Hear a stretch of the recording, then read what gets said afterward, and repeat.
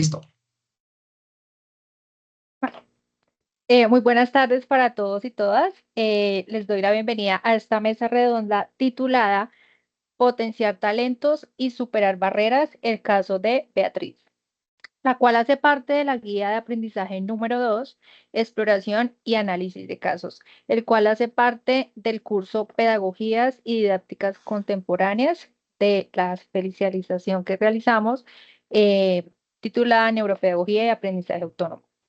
Hoy nos convoca una historia que, más allá de un diagnóstico o de alguna dificultad que podamos encontrar, nos invita a mirar con profundidad, con sensibilidad y con compromiso el desarrollo integral de un adolescente que tiene mucho por ofrecer.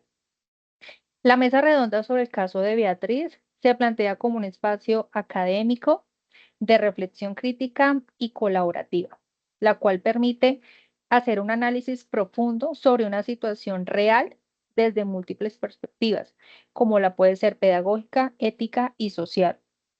Este ejercicio busca fomentar el pensamiento crítico, la argumentación fundamentada y el diálogo constructivo entre los participantes aquí presentes, promoviendo de esta forma el desarrollo de competencias propias del paradigma de aprender a aprender, como la autonomía, la metacognición y las habilidades para la vida. Además, esta actividad se vincula directamente con el Objetivo de Desarrollo Sostenible número 4, que promueve una educación que sea inclusiva, equitativa y sobre todo de calidad. En este sentido, el análisis de caso de Beatriz se convierte en una oportunidad para visibilizar las problemáticas educativas actuales y reales, donde podemos generar propuestas que sean transformadoras y fortalecer el compromiso ético de los futuros profesionales aquí presentes de la educación frente a contextos de vulnerabilidad y exclusión. Para esto, contamos con un equipo muy comprometido que enriquecerá esta conversación. Entonces, tenemos a Luis Sebastián González, quien nos acompañará como moderador y expositor. Tenemos a Jennifer Galindo, que nos acompañará como expositora, a Paola Andrea Figueroa, que nos acompañará como expositora, y yo, quien les habla, Neidy Jiménez, que soy la coordinadora y también como expositora. Igualmente, contamos con público presente, personas que son ajenas al curso que estamos en desarrollo, que nos acompañará durante toda la sesión, nos harán posibles preguntas relacionadas con el caso. Igualmente, les haremos algunas preguntas, los cuales están invitadísimos a responder. Entonces, invito a cada participante a compartir su mirada de su rol, qué observan en Beatriz, qué creen que necesita y cómo podemos construir juntos un plan que la incluya, la respete y sobre todo la impulse. Entonces, gracias por estar aquí y comencemos. Gracias, mi nombre es Luis González. Voy a ser el moderador de esta mesa redonda, este espacio de debate y discusión. Como primera medida voy a presentar el caso de Beatriz, una adolescente de 14 años, posee un talento musical excepcional y una memoria prodigiosa, que le permite destacar en la interpretación y el aprendizaje de información. Sin embargo, enfrenta importantes limitaciones en actividades cotidianas como el manejo del dinero, la comprensión lectora y la elaboración de resúmenes. Además, aunque es cariñosa, presenta dificultades sociales debido a su ingenuidad, falta de comprensión de bromas y poca flexibilidad en las relaciones. Vamos a establecer 4 ítems o 4 preguntas para cada expositor y cada expositor tendrá un tiempo aproximado de 1 minuto y 30 segundos. En ese orden de ideas, cuando vayamos aproximadamente 1 minuto y 10 segundos o 1 minuto y 15 segundos, avisaré a cada expositor el tiempo que le queda restante. La primera pregunta. ¿Qué causas y consecuencias podemos evidenciar en el caso de Beatriz? Entonces, por favor, el primer expositor, Jennifer Galindo, nos expones tu respuesta. Gracias. Bueno, en causas y consecuencias de, de lo que estamos presentando sobre el caso de Beatriz, encontramos que es probable y coincidimos en que hay un problema en el neurodesarrollo, que en hipótesis decimos que es un síndrome de Asperger o un TDA nivel 1. explica la discrepancia entre sus habilidades excepcionales, la música y la memoria, y sus dificultades de funciones ejecutivas, comprensión abstracta y comunicación social. En lo académico vemos que el fracaso en las asignaturas que requieren análisis, a pesar de su alta capacidad de memoria. En lo social, el aislamiento, riesgo de bullying debido a su ingenuidad y dificultades sociales y vitales, dependencia y vulnerabilidad para la vida adulta. Las barreras que encontramos son metodológicas, sistemas educativos rígidos que priorizan la memoria comunicativa en el uso del lenguaje figurativo, en la ironía o en las instrucciones arbitrarias en el aula, y las actitudinales, falta de comprensión del docente y compañeros hacia su neurodiversidad. Muchas gracias, Jennifer. Continuamos con la respuesta de la expositora Neidy Durlen Jiménez, por favor. Bueno, con las mm, dificultades que Luis nos expuso, encontramos unas causas y consecuencias. Entonces, puedo decir que tiene dificultad para inferir y resumir, ¿cierto? Una posible consecuencia de esa lectura mecánica es que va a enfrentar problemas de comprensión, pues no identifica las ideas principales. Su procesamiento puede ser literal de la información, no hay alguna comprensión en lo que ella hace. Su incapacidad para manejar el dinero, pues la hace grandemente vulnerable ante estafas. Em, la rigidez en el lenguaje, pues no comprende bromas ni frases hechas por en un sentido figurado. Em, Ingenuidad excesiva, pues tiene dificultades para establecer relaciones sociales y riesgo de exclusión por falta de estrategias pedagógicas adaptadas a sus necesidades. Las consecuencias que posiblemente puede afrontar Beatriz son vulnerabilidad económica y social, un aislamiento afectivo y relacional, Me quedan eh, 15 segundos, Neidy. Discúlpame. bajo Gracias. desarrollo de autonomía y pensamiento crítico, y pues la que menos quisiéramos es que tiene riesgo de exclusión educativa. Muchas gracias por tu respuesta. Continuamos con la respuesta de la expositora Paola Figueroa, por favor. Bueno, en el caso de Beatriz podemos encontrar en el contexto familiar y social unas causas que pueden ser de que sean, en el tema familiar y social se han enfocado mucho en el talento musical de ella, pero no la están preparando mucho para la vida práctica. Su ingenuidad incrementa ese riesgo social. En el tema educativo podríamos considerar de que puede existir un currículo muy rígido y basado en la memoria, porque es algo que reconoces mucho en ella. Podemos tener una escasez de estrategias metacognitivas, una falta de mediación social y una aplicación de la DUA en el aula de clases. Y en el tema de hipótesis, ya que no somos médicos acá, pero podríamos decir lo que dijo la compañera Jennifer, que puede tener un TEA nivel 1, que es el conocido como el Asperger, que en el caso de Beatriz, esto le aísla la habilidad de, o sea, islas de habilidad con el tema de la memoria y la música, pero hay un conjunto de problemas para socializar e interpretar esas claves sociales. También Me se puede quedan tener, 15 segundos, sí, Paola, perdóname. ajá, tranquilo. El lenguaje pragmático está afectado y es por el tema de la dificultad que tiene para captar esas ironías o esos chistes de dobles sentidos, eso que ella lo entiende totalmente literal, pero que no aplica lo que puede estar implícito en este relacionamiento social.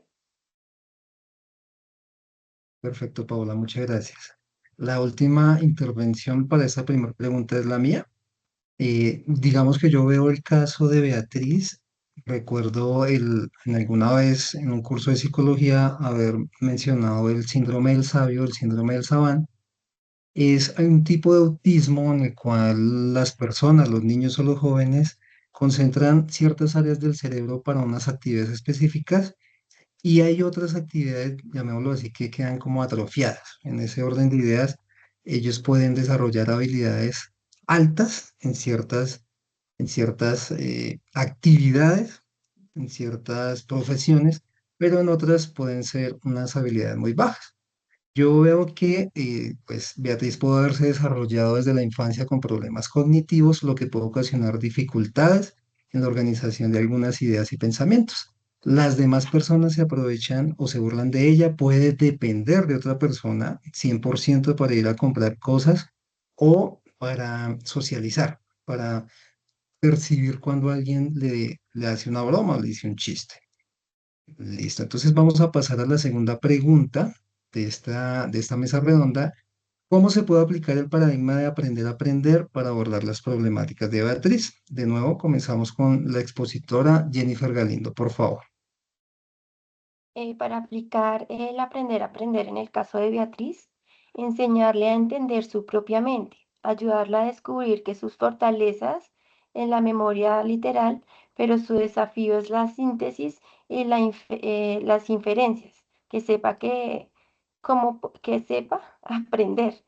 Dejarle herramientas estratégicas, usar sus fortalezas como puente, por ejemplo, usar su memoria para aprender pasos concretos, listas de verificación para asumir un texto o manejar situaciones sociales.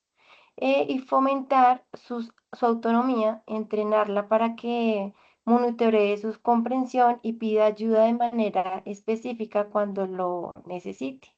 El objetivo en Beatriz debe ser respecto a lo pasivo de la información y se convierta en un gesto activo de aprendizaje, usando estrategias personalizadas para superar sus dificultades y potenciar enormemente sus talentos.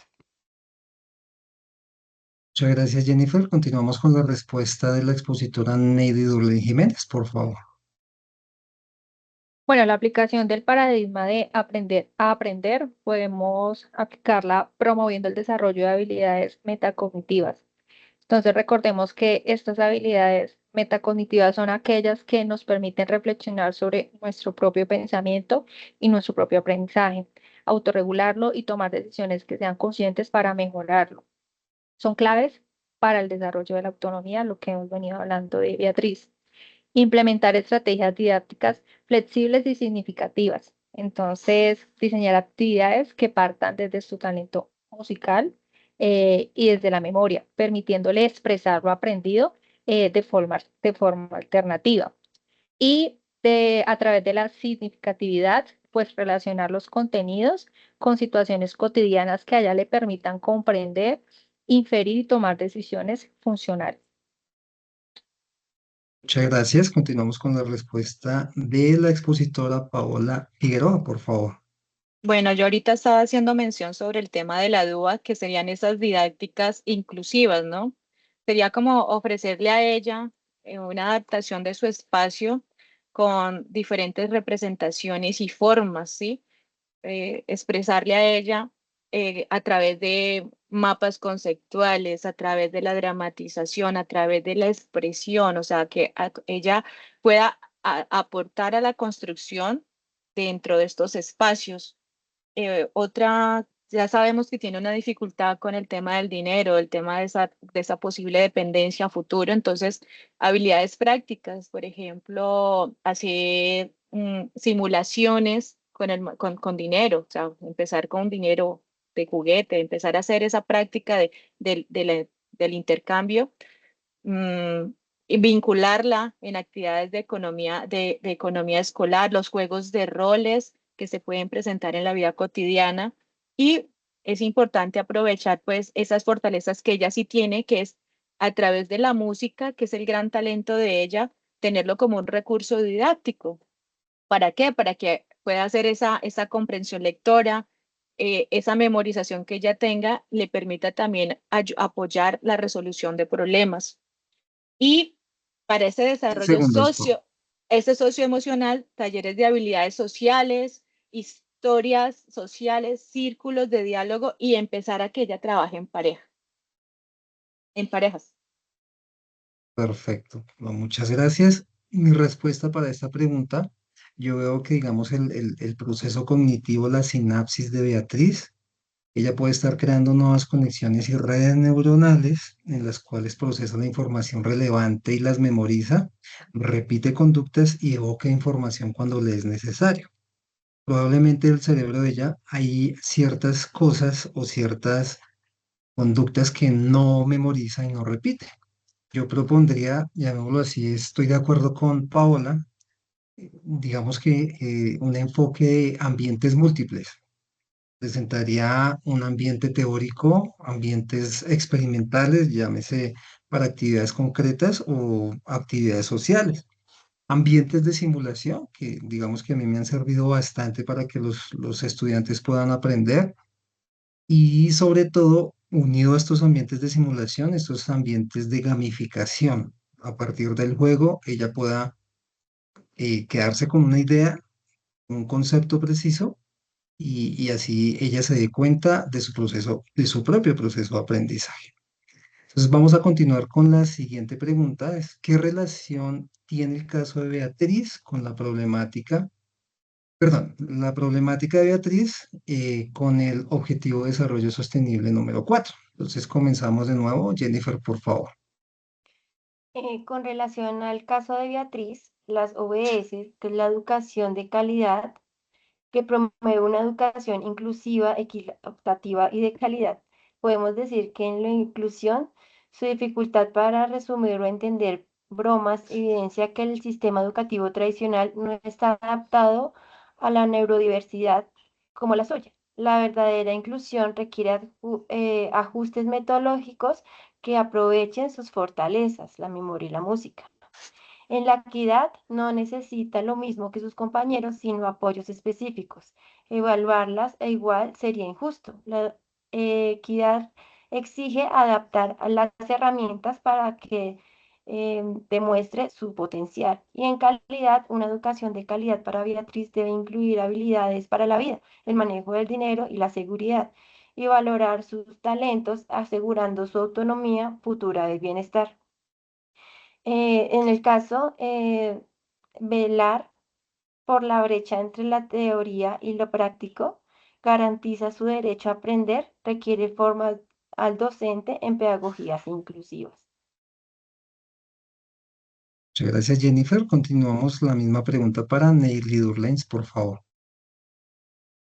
Bueno, el objetivo del ODS 4 es garantizar una educación inclusiva, equitativa y de calidad, como hemos venido hablando en esta mesa redonda, y promover oportunidades de aprendizaje que sean para toda la vida, para todos. Entonces, desde esos 4 elementos, podemos decir, desde la inclusión, Beatriz presenta un perfil neurodivergente que requiere ajustes que sean razonables y estrategias pedagógicas diferenciadas.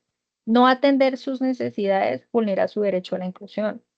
Desde la equidad, pues como lo decía Jennifer, tratarle igual a sus compañeros sin reconocer sus talentos y sus barreras perpetúa la equidad. Pues recordemos que la equidad implica darle lo que necesita para aprender a aprender. Desde la calidad educativa, la enseñanza que no promueva comprensión, inferencia ni autonomía funcional no es de calidad. Entonces, Beatriz necesita una educación que desarrolle sus competencias para el resto de la vida. Muchas gracias. Paola, por favor, tu respuesta. Bueno, en el caso de Beatriz podemos considerar que por su edad Beatriz está cursando secundaria en un sistema que privilegia la homogeneidad y que aunque promueve la inclusión, el marco de los Objetivos de Desarrollo Sostenible número 4, que es la educación de calidad, no siempre se atienden estos perfiles de talentos específicos y necesidades diferenciales. Entonces, en el caso de Beatriz, se revela la urgencia de avanzar hacia pedagogías más contemporáneas, ¿sí? Donde se reconozca esa singularidad pedagógica de cada estudiante. El ejemplo de Beatriz pues invita, y aquí tenemos una docente, unas docentes, pues que invita a diseñar experiencias de aprendizaje neurodiferenciadas, específicas, flexibles, donde el talento, en el caso de Beatriz, ese talento musical y esa memoria puedan ser puentes pedagógicos, como lo mencioné ahorita, para superar esas barreras cognitivas, sociales y prácticas. Así pues que con el mandato de la ODS 4 se garantiza una educación inclusiva, equitativa y de calidad, que no solo se forme académicamente, que es lo que todavía se viene presentando mucho, sino que la prepare para la vida y ese desarrollo integral que en este momento necesitamos para Beatriz. Exacto, muchas gracias, Paola. Mi respuesta para esta pregunta, digamos que yo veo que estas situaciones, llamémoslo como adversidades, no quisiera llamarlo inconvenientes, para mí son hacia el medio, que son como las instituciones o los ambientes de formación, y no como tal en la persona.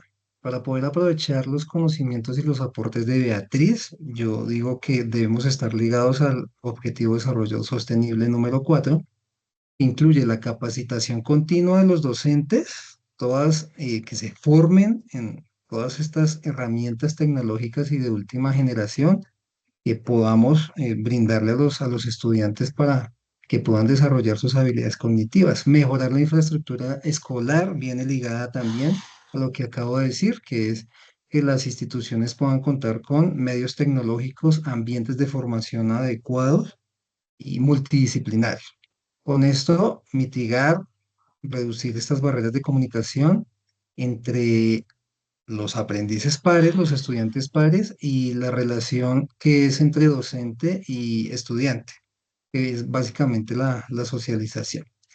Listo, les agradezco mucho. Estas eran las preguntas para cada expositor. Vamos a continuar con las preguntas al público. Voy a realizar unas preguntas y por favor, los asistentes, los participantes, Giovanna, Sebastián, César, Manuel, tenemos a Esteban y a Paola Andrea.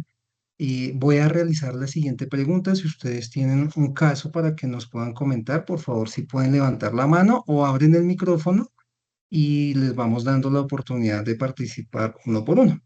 La primera pregunta es, si conoces algún caso similar al de Beatriz en tu entorno laboral o educativo institucional. Laboral, familiar, institucional, cercanos. Hola, muy buenas tardes. Mi nombre es Paola Andrea Sánchez. Yo laboro en un centro educativo oficial de acá de la ciudad de Cali. Y cuando ustedes estaban pues como dando respuesta a las preguntas que se iban haciendo, se me venían a la cabeza todos mis estudiantes que tengo con algún tipo de discapacidad o de trastorno de aprendizaje. En este momento, en una de mis sedes, yo soy coordinadora, tengo 6 casos de niños con diferentes tipos de diagnóstico en una escuela y en la otra escuela tengo dos niños. Y me traía a la mente como todas las situaciones que enfrentan mis maestros. Tengo en estos momentos a cargo 18 docentes, ¿sí? 6 en una sede y 12 en la otra sede. Y ha sido la verdad que bastante difícil porque con la ley de inclusión, más o menos desde hace unos 6 o 7 años empezaron a llegar a las escuelas oficiales, pues los estudiantes de inclusión que antes eran atendidos en centros especializados, en instituciones especializadas. Y no hubo mayor preparación que el decir, hay una nueva legislación que nos dice que como centros educativos tenemos que abrirle las puertas a los niños de inclusión, sin mucha preparación, que la que los mismos maestros iban buscando. A veces hay compañeros pues que han hecho la especialización en trabajar con niños con trastornos de aprendizaje, con déficit cognitivo, y ellos nos iban contando, vamos haciéndolo así, pero la verdad es que ha sido un aprendizaje en el camino y un aprendizaje muy duro. ¿Por qué? Porque a veces el maestro también enfrenta miedos, esos miedos a ir a hacer una intervención que no sea, a ir a meter la pata, como dice el dicho, a veces a enfrentarnos a las familias porque tenemos que construir un plan de intervención conjunto con la familia, muchas veces en el sector oficial. Y les puedo decir que en los años que yo llevo, yo creo que sí me he encontrado 2 o 3 familias que sean comprometidas con los chicos, con llevarlos a las terapias, con que los chicos tengan un monitoreo en el sector salud. Son muy poquitos los padres que uno encuentra comprometidos también a ir adelantando el trabajo en conjunto con el colegio, porque debe ser un trabajo conjunto. Escuela, papitos y con los niños para ir viendo resultados. Entonces, sí ha sido como un reto y creo yo que faltan más políticas de formación a los maestros porque se supone que nosotros tenemos que abrirle las puertas a cualquier clase de niño que llegue con cualquier tipo de discapacidad o de trastorno. Entonces, esa sería como la invitación, ojalá en algún momento, si dejan memorias de su trabajo o algo, que debe haber mayor formación al personal docente en las instituciones oficiales. Pues creería yo que los privados, pues como los papitos pagan, a los maestros los forman como con mayor regularidad. A nosotros la verdad es que dicen hay un diplomado de formación inclusiva y metas el que quiera, o sea, no es algo obligatorio que se deba hacer, sino es al que le nazca o le interese el tema. Entonces sí es necesario esos procesos de formación para uno ir haciendo el trabajo con los casos de acuerdo a las necesidades de los niños, niñas y jóvenes. Muchas gracias. Perfecto, Paola, muchísimas gracias por tu participación. Esteban, creo que estabas levantando la mano. Sí, señor, buenas tardes. Mucho gusto, mi nombre es Esteban Arango, soy enfermero de un hospital departamental de la ciudad de Cali y justamente escuchando en la mesa lo que estaban exponiendo, me he visto reflejados ciertos aspectos que hemos encontrado dentro del ámbito del área de la salud, que es sobre el manejo de pacientes, manejo de niños, más que todo que es una población un poco más alta que nosotros hemos atendido con deficiencias cognitivas y el manejo de esos niños ha sido un poco complejo por la misma falta de educación, tanto para los padres como decía la compañera. Entonces, todo eso se ha visto como un poco afectado en la parte de la salud de los niños al momento de brindarles ese aporte, esa ayuda. Entonces, al momento de que nosotros hacemos la atención, entramos a abarcar el tema, el trabajador social y el psicólogo que está en ese momento empieza primero indagando el tema familiar y muchas veces las deficiencias y las faltas cognitivas se encuentran en el núcleo familiar por la limitación, por la falta de comprensión, por la falta de actitud de los padres hacia esos niños. Muchos padres dicen, no, es que mi niño es rebelde porque él es así. No, el niño no es rebelde porque él es así. El niño algo le pasa, a la niña algo le pasa para que esté actuando de esa forma y muchas veces es que no ha podido ejecutar sus actividades, sus conocimientos de una forma adecuada.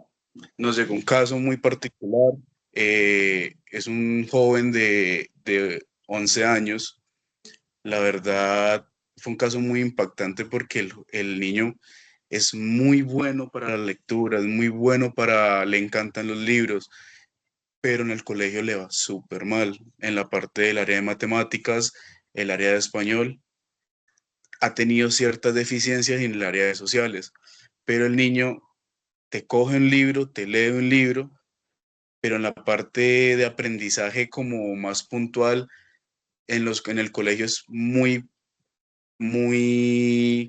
se puede decir la palabra, muy alejado del tema. Entonces, Disperso. Disperso podría ser, sí. Entonces, que el psicólogo que nos decía, lo que pasa con el niño es que el niño tiene que intensivarle la parte que a él le gusta. Compren los libros, los papás no le compraban los libros. La única forma que él tenía para poder leer era coger un teléfono, que no es la mejor opción, pero era la forma que él hacía para el poder manejar toda esa parte de sus gustos, de sus libros. Él lee muchos libros que yo, una vez hablando con el papá del niño, el niño me contestó lo que yo le pregunté al papá, porque es un niño muy inteligente, simplemente le hace más falta a los padres tener más atención en estos casos y vincularse más con el niño, que está la parte del trabajo, que está la parte, sí, de las ocupaciones, pero siempre hay que sacar un tiempo para manejar esos temas con los niños. ¿Por qué? Porque ellos necesitan una atención, necesitan una dedicación, y yo creo que es más que toda esa parte en la que se puede mirar en qué está pasando y por qué el niño se está comportando de esa forma, por qué el niño se le está yendo mal en el colegio si es tan inteligente. Perfecto, Esteban, muchísimas gracias. Bueno, Bueno, tenemos también Manuel, ¿vas a sí, participar? buena tarde para todos. Eh, Ahondando en lo que dicen ya las personas que han intervenido, escuché que Paola es docente, Iván es enfermero. Entonces yo quiero dar es una visión ya como más de familia. Tengo una persona cercana, puede decirse que casi un familiar, el cual tiene un joven, un niño, que también tiene una situación cognitiva especial. Eso me llevó o sea, la mesa y lo que ustedes expusieron me llevó a darme cuenta que cada caso es particular. En el caso de él, por ejemplo, ellos se encontraban en Bogotá. En ese momento Bogotá tenía bueno, el colegio que lo tenían en Bogotá, él estaba avanzando para poderse incluir entre las personas, para empezar a mirar cómo se capacitaba para poder tener unas herramientas para su futuro. Por una situación especial tuvieron que trasladarse de ciudad, se cambiaron a otra ciudad. Cuando llegaron allá encontraron todo tipo de barreras. Ese ya demuestra que el tema de la legislación es un problema, porque pues al llegar acá tenían todos los medios, tenían su parte deportiva, tenían profesores especializados. Al llegar a otro lugar, encontraron que simplemente, como decía la profesora, simplemente le decían, no, es que usted pertenece a ese curso y tiene que entrar a ese curso y ya.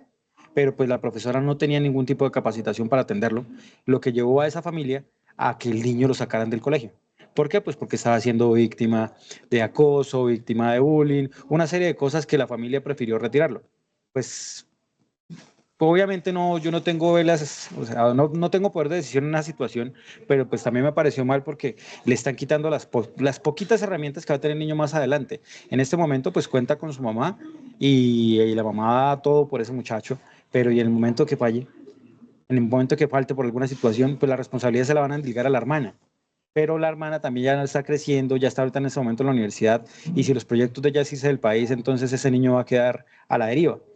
Eso me llevó a otro punto más en el tema familiar, y es que el tema cultural es algo complicado. Hay familias que un niño con características especiales o condiciones especiales los une. Pero si vamos a mirar la cantidad o en la estadística, yo creo que el 80% se vuelve disfuncional. El 80% de las familias se separa ante una situación de esas. Entonces es una cosa que también afecta el tema de cómo poder ayudar a sus niños. Eh, Les decía lo de la legislación. En otro tema, por ejemplo, el acceso a la información y la capacitación para apoyar a esos niños es muy complicada. Sí. Muchas de las veces digamos, le echamos el agua sucia a la familia, que la familia no hace, que la familia no quiere, que no sé qué, pero es que el acceso a la información es complicada. Yo con ellos me di cuenta. La mamá era muy, muy comprometida con ese tema y aprendió bastante.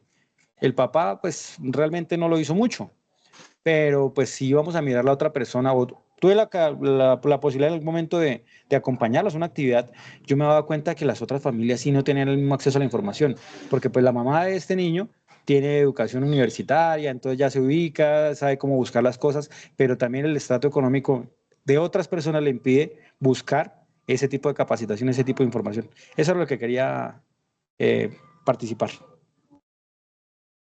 Muchas gracias, Manuel. Muchísimas gracias. Tenemos otros dos participantes con la mano arriba.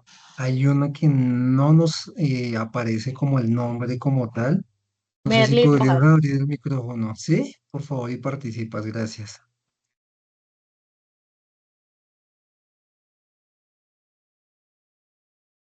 Buenas tardes, mi nombre es Merly Rojas. Bueno, yo toda mi vida he sido docente. Anteriormente no teníamos como esa ley de inclusión que ahora dicen, ¿verdad? Y pues no teníamos los chicos que ahora se deben aceptar en los colegios. Pero aquí al frente de mi casa, con una escuela pública, y yo muchas veces soy voluntaria en algunas cosas y me doy cuenta de algo, que realmente en la escuela pública hay ahora con esta ley de inclusión, y además hay demasiados alumnos para un profesor. Tener 30 a 32 alumnos en un salón es demasiado. Y si hay chicos que son también que tienen ciertos, digamos, estos temas, digamos, de que no, digamos, por lo menos hay salones donde hay niños con síndrome de Down, ¿sí? Hay otros niños que tienen síndrome de algo diferente, como demasiado, que son ira, o sea, lo hemos visto. Hay chicos que también realmente son muy apáticos.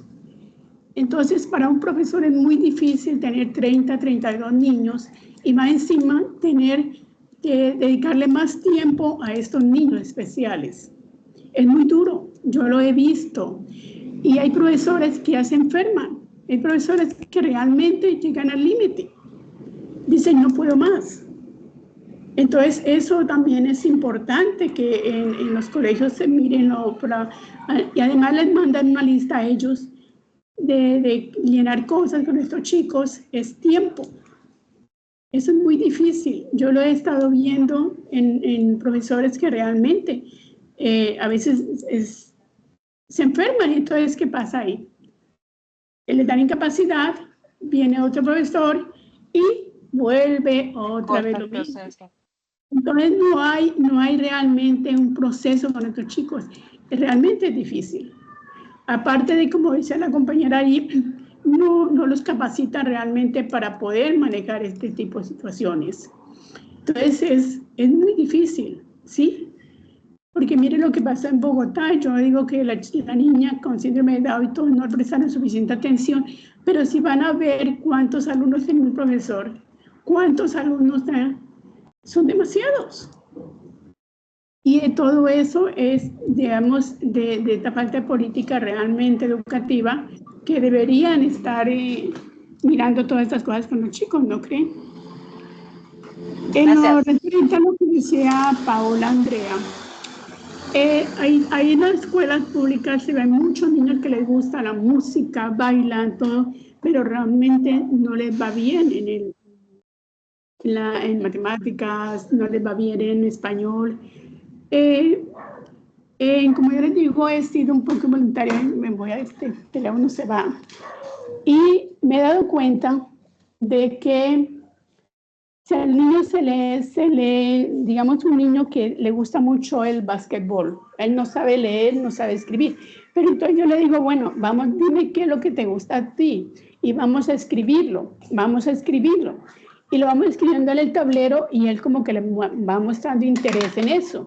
¿Qué es lo que te gusta? ¿Cómo vamos a hacerlo? ¿Qué es lo que, verdad? Entonces, lo que dice Paola Andrea, a mí me parece muy interesante. Debería ser una estrategia de así, para lograr más interés con los chicos. Porque si hay una actividad digamos, de aire libre, una actividad libre, los chicos lo primero que quieren es bailar, música, y bailar, y empieza. En estos días colocamos que para hacer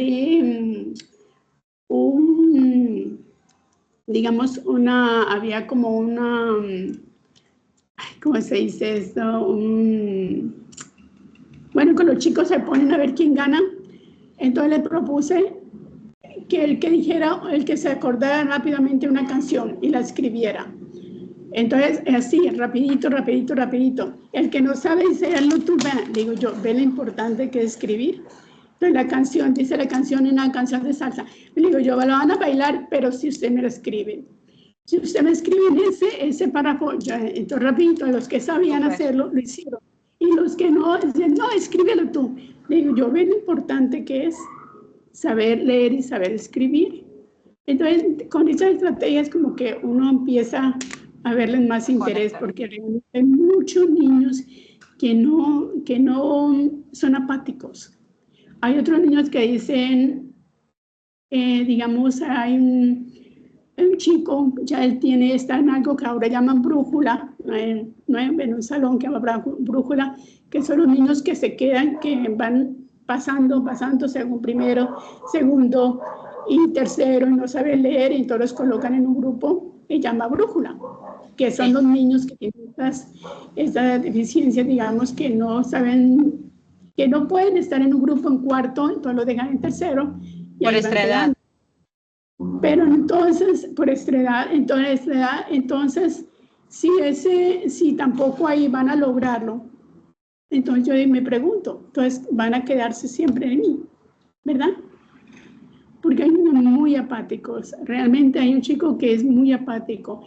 En las actividades que hacemos manuales, le digo yo, haz algo para tu mamá, me dice, no, yo no hago nada para mi mamá porque a mi mamá no le importa.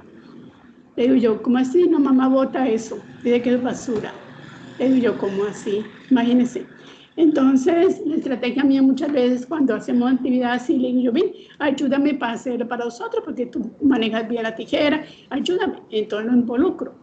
Y siempre dejo la parte de la actividad que le tocó estar a él, o sea, y al final la termina haciendo. ¿Sí? Pero, o sea, son estrategias realmente muy duro para los profesores, muy duro. Es demasiado alumnos y con la inclusión ahora es más difícil. Muchas gracias. Perfecto, muchísimas gracias por la participación. Sebastián, tienes la mano levantada, por favor, compártenos tu experiencia. Gracias. Gracias, buenas tardes para todos. Bueno, me gustó mucho escucharlos. Cuando inició este conversatorio, al escucharlos yo dije, bueno, no, tal vez no tengo ningún caso, pero miren que una pequeña educación, digamos, de parte de ustedes como profesionales me hizo entender que sí. No es un niño, hoy en día ya es un adulto. Un primo mío hace poco recurrió al suicidio. Entró a una clínica, digamos, especial para su tema, pero al recordar un poco su pasado, su niñez y atar ciertas cosas, dice uno, oiga, él sí tenía una falencia, ¿sí? Digamos, él pudo terminar su colegio, se graduó, terminó, como dicen por ahí, a trancas y mochas, ¿no? O sea, no era de los primeros, no era de los últimos, mamá siempre le ayudó en las tareas, pero digamos, nunca fue capaz de llegar a una educación superior y hoy en día tiene algo más de 30 años o está alrededor de los 30 años y no tiene un trabajo estable, no tiene una relación estable, no tiene una visión estable de su futuro. Entonces, la importancia de lo que ustedes están diciendo de que a pesar de las regulaciones mal diseñadas, pero yo diría que al menos hoy se puede identificar esos problemas en comparación de mi primo, quien simplemente en la ignorancia de todos como familia decimos, este chino sí es mañoso, pero era simplemente un desconocimiento de la situación en la que estaba y hoy en día se ven las consecuencias. Un adulto que no es funcional, que no se acopló bien a la sociedad y que no es capaz de, digamos, de sobrellevar su propia vida. Entonces, me alegra haber estado aquí hoy, me han abierto un poco los ojos, me alegra haberlos escuchado. Muchas gracias. Sebastián, a ustedes muchísimas gracias. Bueno, digamos que nos llevamos también este conjunto de experiencias que nos han compartido. Como primera medida, como decía Esteban, como decía Manuel, el- la importancia de mi primer núcleo en el aprendizaje, que es la familia. Cómo yo y percibo o interpreto la situación en la que está mi hijo y cómo le puedo ayudar. Entonces, eh, digamos que me pareció muy significativo los aportes que acaban de dar, la importancia del ambiente de aprendizaje, con qué recursos contamos. Asimismo, como nos manifestaban también los participantes, eh, la también el apoyo a la parte docente, a la parte del tutor, a la parte del instructor, y tengamos un espacio idóneo, que tengamos unos recursos idóneos, adecuados, una capacitación constante, ya que se nos pueden presentar dificultades. Paola Andrea, ¿nos quieres participar? Abra el micrófono, por favor. Hola. Bueno, ahorita que están como avanzando, estamos avanzando como en el diálogo recuerdo mucho un estudiante que cuando él llegó al colegio donde yo estoy, él llegó en grado 5º de primaria, un estudiante con una discapacidad cognitiva leve y con una discapacidad física también leve. Él es un niño de hogar sustituto, es un niño que ha estado durante el tiempo que está en el colegio, lleva ya 3 hogares sustitutos donde ha estado. Pero Juan Felipe es un chico que tiene unas habilidades socioemocionales espectaculares. Y eso ha sido lo que a él le ha ayudado a sacar adelante como toda su situación del transcurrir en la escuela. Él te hace poesía, él te canta, como sea, pero él lo hace. O sea, él no le da pena nada. Él sí tiene que ponerse a vender empanadas, tamales, a ofrecer poemas. O sea, el niño no se vara. En este momento está en 11. Él se gradúa ahorita en diciembre.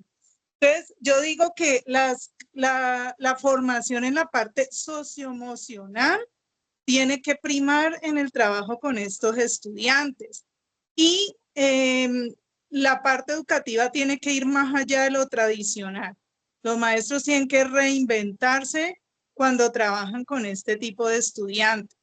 ¿Sí? No pueden quedarse allí como que, bueno, le varío un poquito el objetivo de aprendizaje a este niño porque de pronto él entiende menos o entiende diferente. No, el reto es que ellos de verdad, eso que el niño va a aprender le sirva para algo en su vida.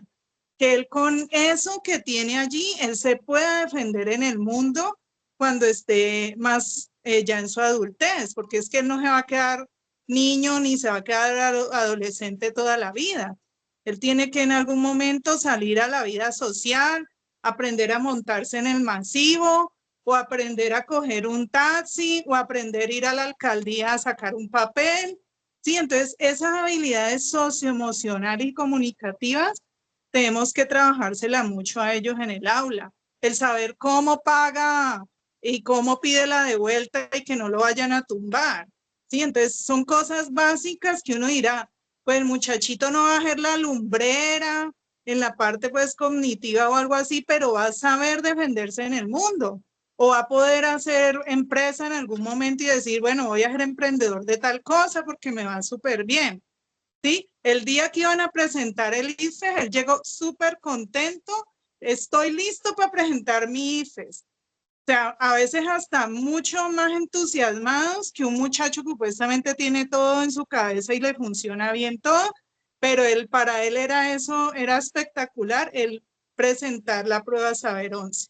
Entonces, hace parte de ese trabajo de la parte socioemocional. Él como estaba en una fundación, pues eso se lo trabaja mucho en la fundación también, con la madre sustituta y los profesionales que él tiene en la Fundación de Bienestar Familiar.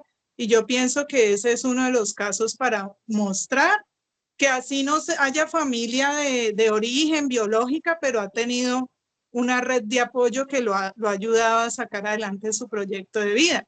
Y que es muchas veces lo que falta en esas familias. Un padre, una madre que diga, yo creo en ti, lo vas a lograr y sos capaz de hacerlo. ¿Sí? Entonces, falta mucha de esa parte en la familia, en los maestros, de la parte de la formación socioemocional y para la vida para estas personas. Perfecto, Paola, muchas gracias por la intervención, por tu respuesta. Paola Andrea Figueroa, ¿qué nos deseas No, aportar?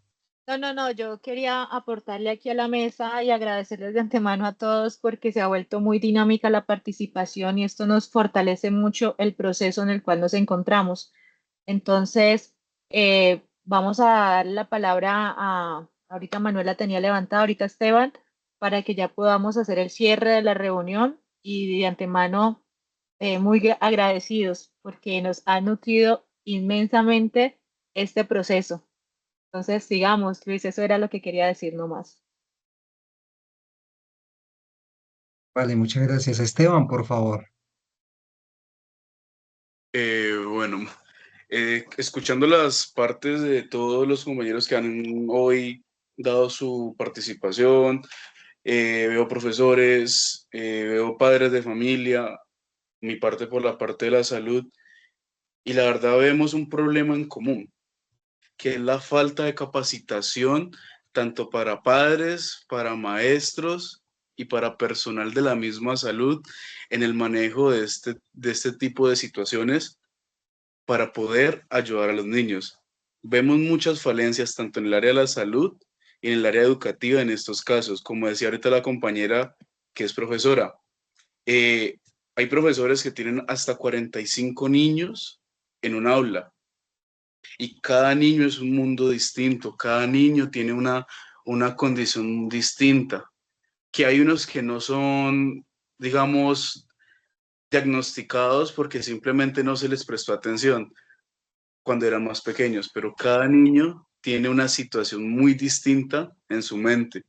Y un profesor manejar todos, todos esos 45 niños, manejar 45 mentes, 45 formas de pensar distintas, es muy complicado. Ahora si nos vamos para el área de la salud, nos vamos para los psicólogos le dan 15 minutos en las GPS para la atención a cada niño. ¿Qué puede trabajar un psicólogo en 15 minutos con un niño? Y digamos que ni siquiera es culpa del mismo profesional, no es culpa del padre, porque es que una consulta de psicología vale mucho, pero es más cuestión de la misma EPS, el mismo sistema no ha creado un programa en el cual se le den ayudas a estos padres, a estos niños, porque estamos hablando de los dos casos, no solamente los niños.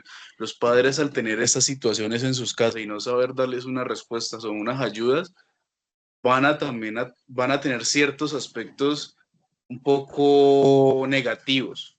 Entonces, si nosotros tenemos un niño que tiene alguna condición, un problema cognitivo y, y un padre no tiene la capacitación, no va a saber manejar el tema. Y ahí se van a ver las malas prácticas, se van a ver las malas situaciones, el maltrato intrafamiliar, va a entrar a discusión el tema del bullying para el niño en el colegio, porque es que todo se viene desde casa, todo se viene desde la casa. Entonces, más que todo es una falta de capacitación para poder todos como profesionales darles manejos a esas situaciones y poder dar una respuesta oportuna y ayudar al niño, a los maestros, a los padres y a todos los profesionales que abarcan. Porque si ustedes pueden ver, no es un solo profesional que está manejando el caso del niño. Están manejando los padres, están manejando los profesores y el mismo psicólogo y la trabajadora social. Es una línea que ninguna de esas se puede dar la mano porque no está el ancla para poder llevar ese proceso. Perfecto, Esteban, muchísimas gracias. Neidy, Jennifer, por favor.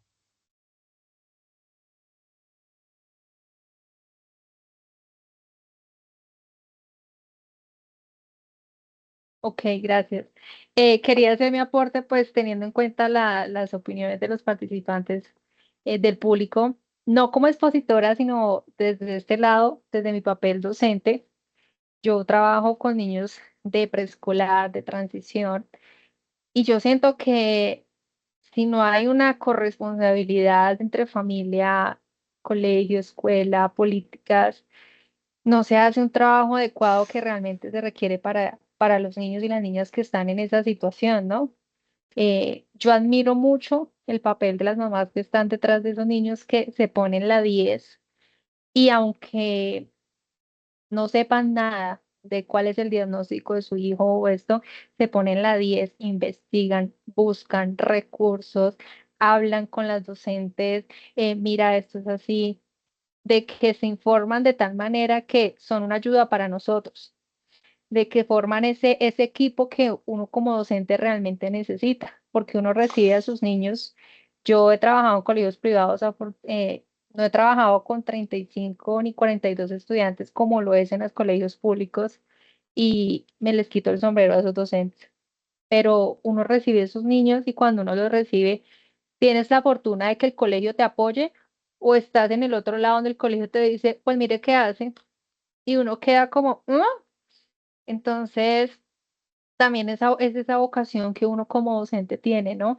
El buscar, bueno, el año pasado tuve un niño con un síndrome Wanderboom, es un síndrome que es muy poco conocido, pero yo le decía a los niños, ¿quieres entender? Pero, profe, ¿qué le pasa a Samuel? Aparte, Samuel tenía heterocromía, es decir, tiene un ojo azul y el otro negro.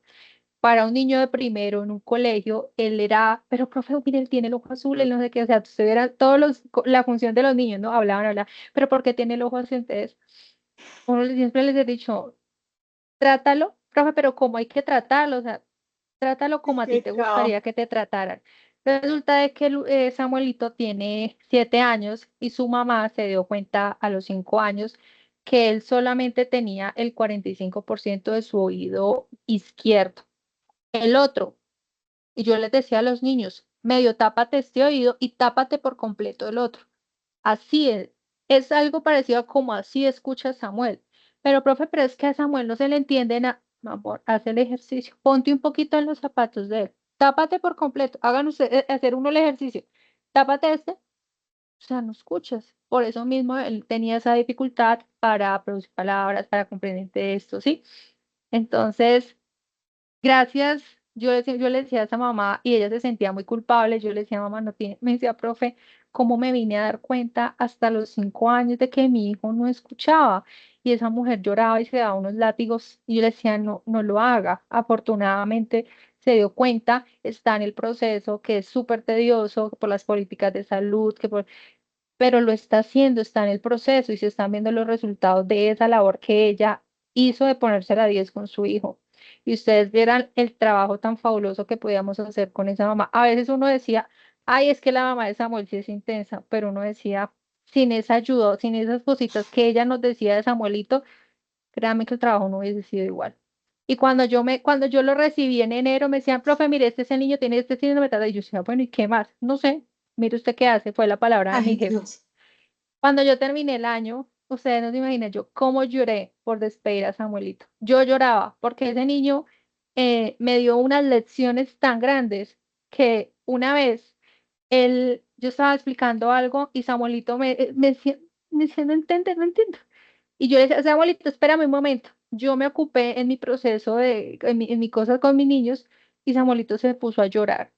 Y yo le decía, mi amor, pero lloraba tanto, tanto, y yo le decía, mi amor, que entonces Sofi, que fue como ese apoyo para él, ella me dijo, fue que, profe, tú no le quisiste explicar, yo no quise, no, Dios mío, en mi ajetreo con mis otros niños, yo, amor, espérame un momento, amor, espérame un momento, cuando yo lo miré a él llorar con ese sentimiento, me sentí tan mal, y yo decía, ¿cómo pude hacer eso, sí?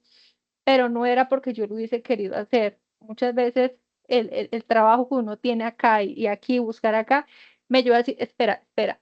Y la reacción de él me hizo el corazón y me lo hizo así.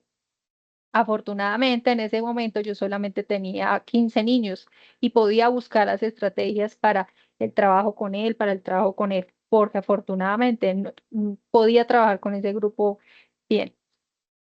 Entonces quería dar como esa opinión de que si no hay una corresponsabilidad, el trabajo no se puede llevar de la forma adecuada como ellos lo requieren. Muchas gracias, Jennifer. Pues yo, igual que mi compañera Paola, y sé que Luis y Neidy también tienen este sentimiento en este momento, les queremos agradecer de verdad a todos por participar, por escucharnos, por darnos sus testimonios o sus conocimientos que tienen sobre el tema. Realmente este ejercicio nos nutre a nosotros, nos enseñó muchas cosas y nos ayudó también a comprender de otra forma lo que estamos estudiando. Y quisiera pues que ya para concluir, Luis nos ayude con las conclusiones y nuevamente agradecerles a todos por su participación. Perfecto, muchísimas gracias. Entonces, tenemos las conclusiones del trabajo colaborativo, perdón, como grupo colaborativo para el caso específico que se expuso el día de hoy. Las conclusiones están divididas en tres factores: capacidades específicas de Beatriz.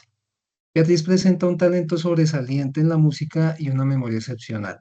lo que evidencia un desarrollo cognitivo desigual, con fortalezas muy marcadas en áreas particulares. La conclusión referida a la rigidez cognitiva. Su forma de procesar la información es literal y poco flexible, lo que le dificulta identificar ideas principales, hacer inferencias y elaborar resúmenes adecuados. Y por último, una conclusión de la necesidad de apoyo especializado. Este caso refleja la importancia de estrategias educativas diferenciadas y acompañamiento en habilidades sociales y prácticas para favorecer un desarrollo más integral. Todo esto obviamente está estrechamente ligado con los objetivos de desarrollo sostenible. Entonces, muchísimas gracias a todos por su participación, por sus aportes y muy amables. Mm, Muchas gracias. No sé si alguien quiere dar alguna otra palabra. Muchas gracias por la invitación.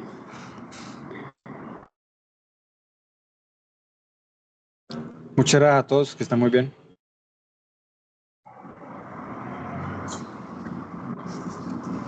Buena tarde y muchísimas gracias. Damos por Gracias a finalizada todos esta por reunión. participar. Gracias, Feliz hasta tarde. luego. Gracias. Feliz tarde. Muchas gracias a todos. Feliz tarde. Muchas gracias a todos. Muchas gracias. Feliz tarde.